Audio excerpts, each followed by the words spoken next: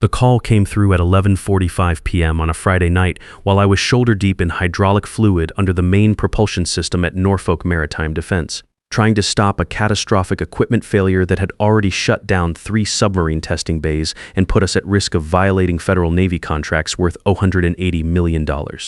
My phone buzzed against my work shirt. I ignored it. Then it buzzed again. I wiped my hands on my coveralls and checked the screen. Anthony Reynolds, my direct supervisor, calling from his suburban home where he should be having dinner with his family. I almost didn't answer. When you're dealing with a mechanical crisis that's costing $24,000 per hour and could trigger a congressional inquiry into defense contractor competence, phone calls from management feel less urgent than the grinding metal and leaking hydraulic lines in front of you. But I answered anyway because that's what 26 years of being a reliable problem solver conditions you to do. Coleman speaking. Russell, it's Anthony. I need to inform you of a company decision. Effective immediately, we no longer require your services as lead maritime engineer. Your employment is terminated as of today. I looked at the hydraulic system in front of me, warning lights still flashing red. Pressure readings showing dangerous fluctuations every 30 seconds. 3 separate submarine testing operations completely shut down because of our emergency protocols. Christopher Wade, the facility operations manager, standing 10 feet away, looking at me with desperate hope because I was literally the only person who understood these 35-year-old German hydraulic systems well enough to diagnose failures this complex. I understand, I said, keeping my voice level. I'll inform Christopher that you'll be handling the equipment repair procedures for the crisis I'm currently managing. Silence long enough that I thought the call might have dropped. What crisis? The hydraulic system failure that brought me here at 6 p.m. yesterday. 3 submarine testing bays are down. We're looking at potential contract violations and federal safety investigations. I'm in the middle of tracing the pressure loss through systems that haven't been properly documented since 1989. I assume you'll want to send someone else to complete the diagnostic work since I no longer work for Norfolk Maritime Defense. More silence. I could hear him breathing. Russell, let's discuss this after you've resolved the facility situation. I don't think that's appropriate. You just terminated my employment. I shouldn't be working on Norfolk Maritime projects if I'm no longer a company employee. I'll brief Christopher on what I've discovered so far and head home. Wait, Russell, let me call you back. He ended the call before I could respond. My name is Russell Coleman. I'm 54 years old, and I just got fired while managing an equipment crisis that nobody else at my company knows how to solve. At 54, I thought I had maybe 11 good working years left before thinking about retirement. I thought I'd built enough expertise and reputation to coast into my golden years. With respect and security, that phone call changed everything. Before I explain what happened over the next 72 hours, let me establish who I am and why that phone call was the most expensive mistake Anthony Reynolds ever made. I joined Norfolk Maritime Defense in 1998 as a maintenance technician specializing in legacy submarine systems. Back then, the defense industry was just starting to realize that their old machinery wasn't going anywhere. Companies were running critical operations on hydraulic systems and propulsion equipment built in the 1980s and 1990s.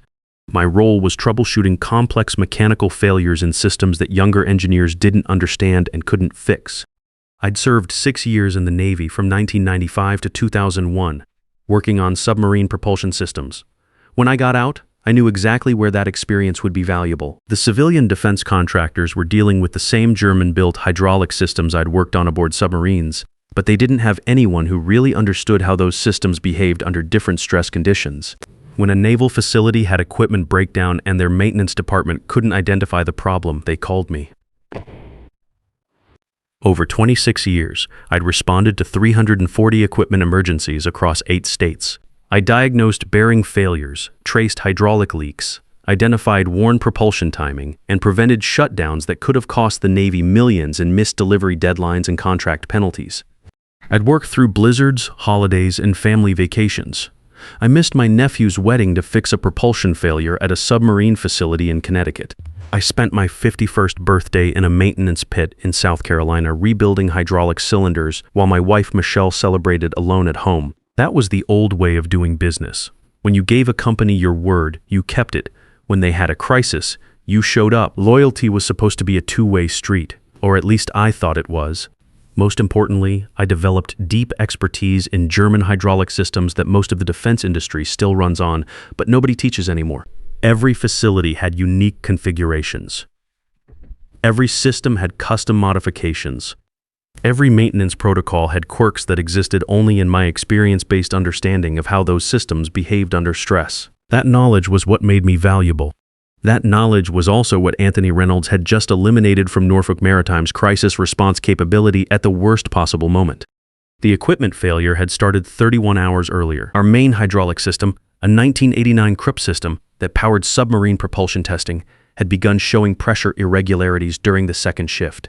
By morning, 2 secondary systems were exhibiting similar problems. By noon Friday, all 3 testing bays were locked down due to safety protocols. This was the kind of cascading failure that kept facility managers awake at night. Someone with serious technical knowledge was needed to trace the root cause through 35 years of modifications, repairs, and temporary fixes that most people assumed were too complex to fully understand. They were wrong. Old equipment isn't automatically reliable equipment. It's just equipment that nobody remembers how to fix properly when it breaks. I took my truck to the facility Friday morning, arriving at 7 a.m. Christopher Wade met me at the maintenance entrance. He looked like he hadn't slept in 2 days, which he probably hadn't. "Russell, thank you for coming. We've been shut down for 18 hours. Corporate is asking why we can't get our systems running ourselves. Because this failure pattern is affecting components that require hands-on hydraulic analysis to properly diagnose. I need to examine the pressure manifolds directly." He led me to the operations floor. 3 massive hydraulic systems, each one capable of testing submarine propulsion units worth $50 million when they weren't locked down due to equipment failures. All silent now, all offline, all costing Norfolk Maritime approximately $24,000 per hour in lost productivity. This was the kind of place that reminded me why I got into this business. These weren't just machines, they were the backbone of American naval defense. Every propulsion test, every system validation, every safety check, it all came through systems like these. And when they went down, real consequences followed. Navy contracts got delayed. Submarine deployments faced postponement. National security operations suffered. I spent the next 9 hours tracing the failure through hydraulic schematics, identifying the exact pressure relief valves that were malfunctioning and mapping the cascade effect through interconnected systems. This wasn't some routine maintenance issue. This was sophisticated mechanical failure that required understanding exactly how these German systems had been modified over 35 years. By 4 p.m., I'd identified the root cause. A pressure relief valve in the primary manifold was sticking due to contaminated hydraulic fluid. But the contamination wasn't random. It was metal particles from worn cylinder sleeves that hadn't been replaced during routine maintenance. The particles were causing valve failures across all 3 interconnected systems.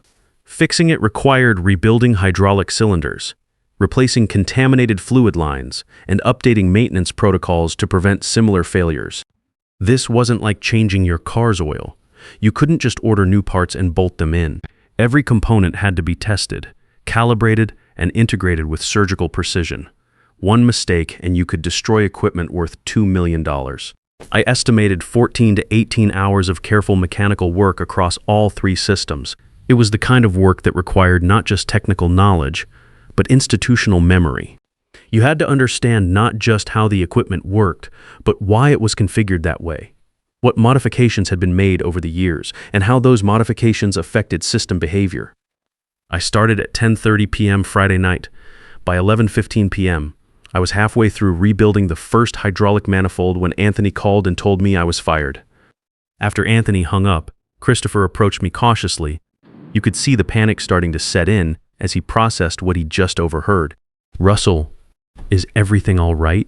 You look concerned. I just got terminated by my employer while in the middle of repairing your operations systems." His expression went from concerned to horrified.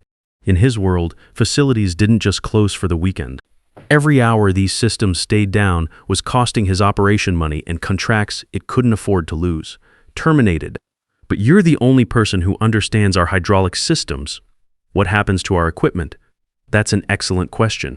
Norfolk Maritime will need to send someone else to complete the work. How long will that take? The other technician who understands these German systems is Timothy Brooks. He's in Kentucky managing a facility startup. Norfolk Maritime might have to wait until he becomes available. How long? Timothy's project is scheduled for another 12 days plus travel time. Christopher's face went white. I could see him doing the math in his head. We can't wait 12 days. Every day offline costs us $576,000 in lost productivity plus contract penalties. 12 days would be over $6.9 million in losses. Then I suggest you contact Norfolk Maritime Corporate and explain the urgency. At 1:20 a.m., my phone rang again. This time, it was Patrick Sullivan, Norfolk Maritime's Chief Operating Officer. Patrick had been with the company for 15 years and understood exactly how critical my role was to defense contract management. He was also smart enough to realize that Anthony had just made a catastrophic error in judgment. Russell, I just got off the phone with Anthony. There's been a misunderstanding about your employment status. We need you to complete the equipment repairs before we discuss any personnel matters. Patrick, Anthony was very clear. He said my employment was terminated effective immediately. That's not a misunderstanding. That's termination. I could hear the desperation creeping into his voice. Patrick understood the implications in a way that Anthony obviously didn't. This wasn't just about one disgruntled employee. This was about Norfolk Maritime's entire reputation in the defense industry.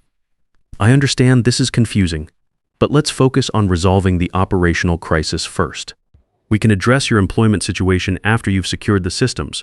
I don't think that's appropriate. If I'm terminated, I shouldn't be working on Norfolk Maritime projects. If I'm not terminated, then Anthony needs to call me back and clarify that he made an error. This is a critical defense situation. These systems are losing hundreds of thousands of dollars per day. We need you to complete the hydraulic repairs. Then you need to clarify my employment status first. Am I a Norfolk Maritime employee or not? Long pause. I could hear Patrick thinking through the implications. If he said I was still employed, he'd be contradicting Anthony's termination and creating internal political problems. If he said I was terminated, he'd be admitting that Norfolk Maritime had just eliminated their crisis response capability in the middle of their most expensive emergency. Russell, let me conference in Anthony so we can resolve this together. I'd rather you didn't. Anthony was clear about his decision. I'm respecting that decision by no longer working on Norfolk Maritime projects. If the facility needs assistance, they should contact company headquarters and request another technician. There is no other technician available who understands these legacy hydraulic systems. That's an unfortunate situation, but it's not my problem anymore since I'm no longer a Norfolk Maritime employee. I ended the call. Christopher was standing nearby, having heard my side of the conversation. The weight of the situation was settling on his shoulders like a lead blanket. At my age, I'd seen this look before.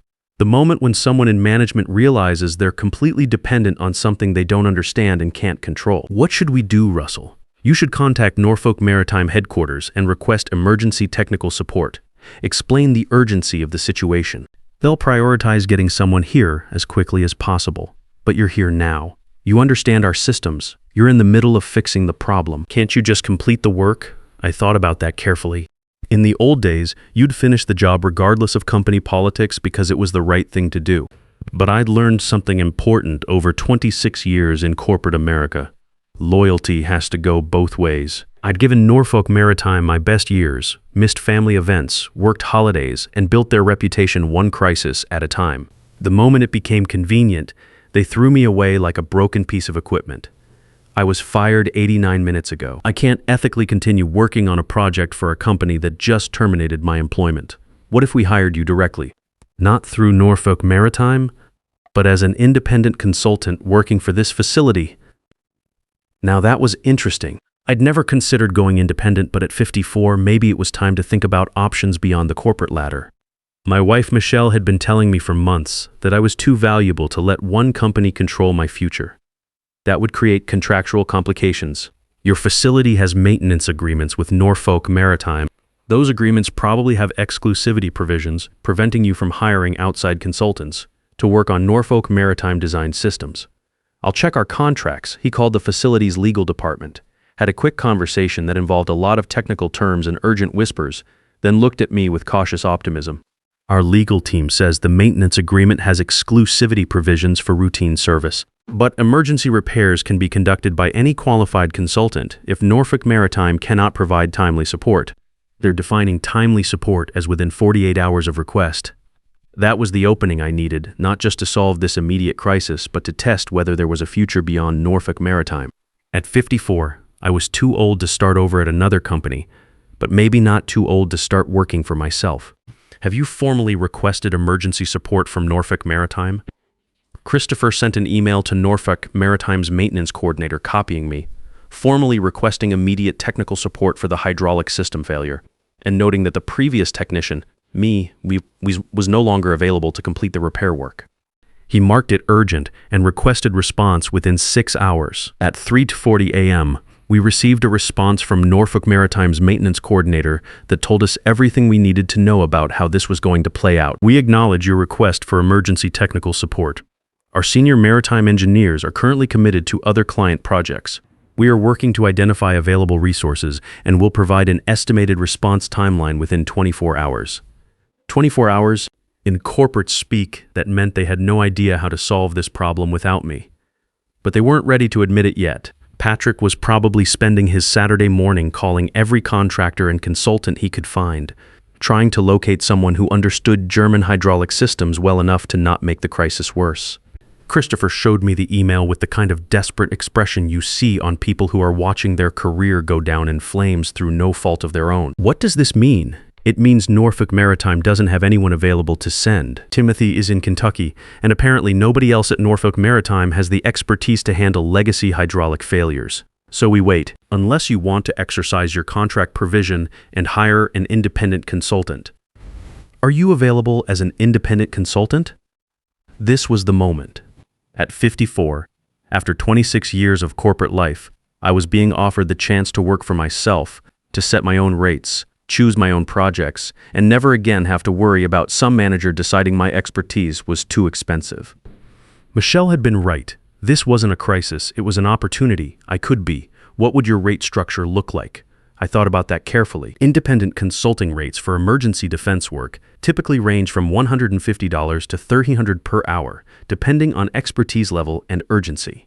I was at the top of the expertise scale, and this was definitely urgent. But more than that, I was the only person available who could solve this problem. That kind of scarcity has value. $155 per hour for emergency equipment repair, minimum 18-hour engagement to ensure complete system restoration and testing. That's $3,330 total payment terms, 50% deposit before I resume work, remaining 50% upon successful operations restart. Christopher didn't even blink. When your facility is losing $24,000 per hour and faces contract penalties that could reach millions, $3,330 for a solution starts looking like a bargain. Done. I'll have our finance department process the deposit immediately. At 4:45 a.m. Saturday morning, my phone chimed with a bank transfer notification. $1,665 had just cleared into my personal checking account. More money than I'd ever received for a single shift's work in my entire career. At 5 a.m. I resumed work on the hydraulic repairs, but now I was working for myself. The funny thing about doing the same work as an independent consultant instead of a corporate employee is how different it feels. Every hour I worked was billable. Every problem I solved was building my reputation instead of someone else's company. Every decision was mine to make. For the first time in 26 years, I wasn't just fixing someone else's crisis. I was building my own future.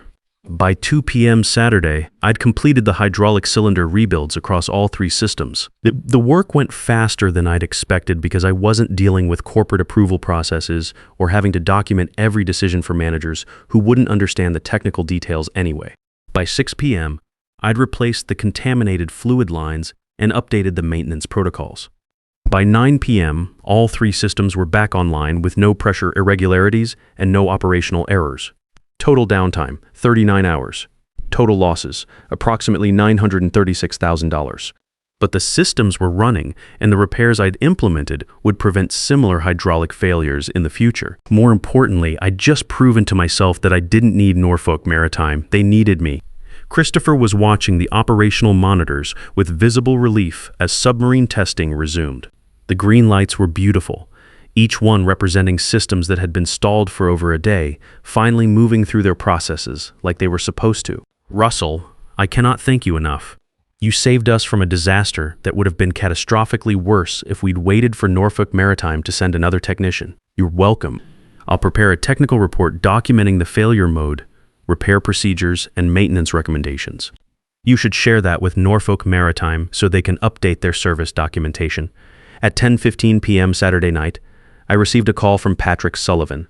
I was back at my house exhausted, but satisfied with the weekend's work. More than satisfied, I felt something I hadn't felt in years, pride in work that was entirely mine. Russell, I understand you completed the hydraulic repairs as an independent consultant. We need to discuss your employment status. Anthony's decision to terminate you was premature. We'd like to offer you reinstatement with full back pay and benefits. I appreciate that, but I'm declining. I'm now operating as an independent consultant. It's more lucrative, and I have better control over which projects I accept. What does that mean for Norfolk Maritime? You're our most experienced maritime engineer. It means Norfolk Maritime will need to develop other technicians with similar expertise or accept that your crisis response capability is significantly reduced. The truth was, at 54, I'd finally learned what my grandfather never had the chance to. He worked 38 years for the same defense contractor, believing that loyalty and hard work would guarantee security. When the company restructured, they eliminated his pension and laid him off at 62. He spent his last 5 working years bouncing between part-time jobs, never again finding the security he'd thought he'd earned. I wasn't going to make his mistake. That's not acceptable.